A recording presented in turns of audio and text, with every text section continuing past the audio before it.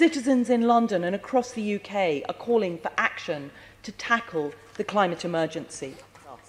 The actions that we take today and in the next few years will affect all aspects of our lives, our children's lives, and those of all future generations.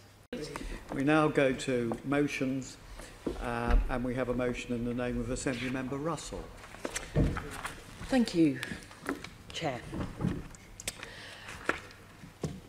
At the UN climate change conference in Katowice in Poland this week, Sir David Attenborough said, "Right now, we are facing a man-made disaster of global scale. Our greatest threat in thousands of years, climate change." He went on, "If we don't take action, the collapse of our civilizations and the extinction of much of the natural world is on the horizon." That's David Attenborough. The message is clear. Time is running out. It's already a matter of life or death for many people in countries across the world right now. It's not just isolated, drowning islands in faraway oceans, but whole towns like Paradise in California, where recently at least 85 people died, many burned in their cars, fleeing the wildfires that destroyed their whole town. And we're at a critical point. Average global temperatures have increased by 1 degree Celsius since pre-industrial times. That's as a direct result of our use of fossil fuels and our carbon emissions. This degree of warming is seeing worrying rates of Arctic sea ice shrinkage, accelerated sea level rises, and more frequent extreme weather events. We probably all remember the frightening hurricanes that swept across the Caribbean last year, where thousands of people died and thousands more people lost everything. Not just one hurricane, but almost a whole alphabet of them. Hurricanes Arlene, Brett, Cindy, Don, Emily, Franklin, Gert, Irma, Jose, Katia, Lee, Maria, Nate, Ophelia, Philippe, Rena. It's been estimated that Hurricane Maria alone killed 4,645 people during the storm and its aftermath. And this year, the extensive wildfires in California and Greece and the forest fires that raged as far as inside the Arctic Circle as this summer turned abnormally wide areas into a tinderbox. And we heard just now from the Fire Commissioner about the way that the London Fire Brigade has had to deal with so many more grass fires here in London, and how much resource of the brigade has been taken up with that, and also helping colleagues deal with peat fires elsewhere in the UK. The trend is very clear. Climate change is happening, and as politicians, we owe it to our communities to act. And how many more warnings do we ignore? Do we wait until London has been hit by a devastating extreme weather event that might cost billions, lose lives, and take years to recover from? Assembly Member Twycross is quite rightly including climate change in the risks identified in her Resilience Forum work. Perfect timing. We may have only 12 years before we potentially lose control. The recent study from the Intergovernmental Panel on Climate Change, the IPCC, with their recent report, showed that at the current rate of warming, average global temperatures could exceed 1.5 degrees Celsius as early as 2030. That's just 12 years away. And the 1.5 degree temperature is like a guardrail between what the global scientific consensus believes we have a chance to cope with, and on the other hand, unimaginable and irreversible social, environmental and economic devastation.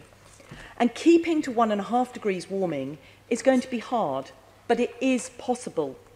Although that's only if we focus, collaborate with people across the world and take these risks seriously. School children in Australia are on strike about climate change, and they're calling on politicians to act. Citizens in London and across the UK are calling for action to tackle the climate emergency. Now, the Mayor's 2050 zero carbon target is now beginning to look a little too little too late. It's not going to stop temperatures from overshooting the 1.5 degree threshold to 2, 3, or possibly even 4 degrees of warming. and that would leave us reliant on just unproven technologies like carbon capture to try and sort it out. So why am I urging you to support this motion? Because the responsibility lies with us. The actions that we take today and in the next few years will affect all aspects of our lives, our children's lives, and those of all future generations. On the 14th of November, the City of Bristol declared a climate emergency, with the Council unanimously backing a motion by Councillor Carla Denyer with a commitment to be carbon neutral by 2030 in an effort to avoid irreversible climate breakdown. This is the scale of ambition that we need if we're going to safeguard Londoners and all our futures. And that is why I'm proposing that the Mayor declares a climate emergency, sets out the actions needed to make London carbon neutral by 2030, and that he calls on the government to give him the powers to make this possible. Okay. And by example, setting a precedent for other UK and world cities to follow. I move the motion. Thank you very much. Assemblymember Berry. I formally second and reserve. I think we have an amendment tabled. Who is Assemblymember Cooper to move the amendment? Well, thank you very much, Chair. And that was an interesting contribution from Assemblymember Russell. The motion was carried unanimously in Bristol, but that may be because it didn't contain an attack on Marvin Rees, the Labour Mayor of Bristol, and all of the Labour members in Bristol felt quite happy to carry the motion. So I find it extremely disappointing that you've drafted something that contains what I consider to be an entirely gratuitous attack on the Mayor of London. On the 26th of November, Michael Gove was talking about climate change and climate emergency and the urgency of the need to acknowledge that weather patterns are changing in the world. On the 27th of November, every single British paper was talking about extreme weather.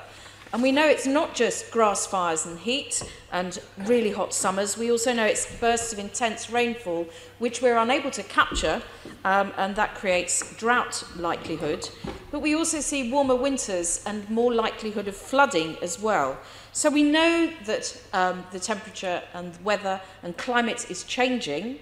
We know that there is a big issue which has been acknowledged by members of the Conservative Party, members of the Labour Party, and members, of course, of the Green Party. So why do you find it necessary to draft something that, you know, the Mayor has done an awful lot. He has already moved forward implementing the T-charge. We've brought forward the introduction of the ultra-low emission zone. He's also joined the fight against the launch of Heathrow's third runway. And so to include an attack on the Mayor in this motion seems entirely gratuitous. But worse than that, worse than making gratuitous attacks on the Mayor, I also find it quite difficult to be lectured by Caroline about the need for addressing a climate emergency when the Greens have actually refused to serve on the Fire, Resilience and Emergency Planning Committee. Now, you know, if you really took these issues seriously and you really were concerned about the impact of climate and weather on this great city of ours, you would actually be serving on that committee and picking up these issues under the leadership of Assemblymember Hall and Assemblymember Dismore, who are doing great work with taking these issues forward and making sure that this committee, working together with the Deputy Mayor for Fire, is able to address the concerns that you are just talking about. What I can't stand, and I believe there may be others in this chamber who feel the same way, is what I would characterise as virtue signalling. And it seems to me that not serving on a committee that is actually addressing the practical realities of what we're calling a climate emergency, but just coming here to talk about it in this chamber, consists of nothing but virtue signalling. So we've amended this motion. We've taken out the attacks on the Mayor, who we do think is stepping up, and other mayors around the country have come to work with him in terms of the work that he's doing on clean air. And we've also said that declaring a climate emergency is one thing, but it must be supported by specific emergency plans, and that he needs the powers and, of course, the funding, and that includes for the fire brigade being able to address these issues properly in terms of funding for flooding as well as for fire. And I hope you will all support this amendment. Thank you. Formally second and reserve my right to speak, but I'm not sure if it's required at this moment in time. Are you proposing to accept this amendment? I certainly am, yes. Okay, thank you.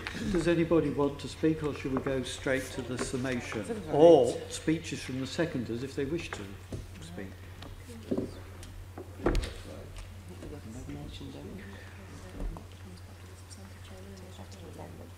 Okay, so we will take a summing up speech on the motion as amended. And that is... Thank you very much. I am very happy to accept this amendment from the Labour group, which makes 2 changes to the motion. It very sensibly asks the, actually it makes 3, asks the mayor to ask the government for the funding to make this climate emergency action possible. That is, of course, a really helpful addition, and I accept that with great gratitude. I'm sorry that Assemblymember Cooper thinks that that this was an unnecessary attack on the mayor. I was making the point that having a plan that works to 2050 now, in the light of the IPCC report that has changed the whole context the mayor is working in, makes the plans for 2050 not look ambitious enough. I did not intend to attack the mayor on his excellent work addressing climate changes and environmental issues. However, the other thing that the amendment does is to support specific emergency plans. I just ask them to be drawn up, but if they need to be specific, I'm very, very happy to accept that amendment. Politicians are doing pretty badly on all of this. Protesters are demonstrating. They can't believe we're just so left behind. They don't want to hug a husky. They're just exasperated that we are not taking these risks seriously. So I hope very much that members will support this motion. Thank you. Those in favour of the motion as amended, please show. 1, 2, 3, 4, 5, 6, 7, 8, 9, 10, 11, 12, Chairman. Those against, please show. None against, Chairman. Okay, do I have to call for abstention? Okay.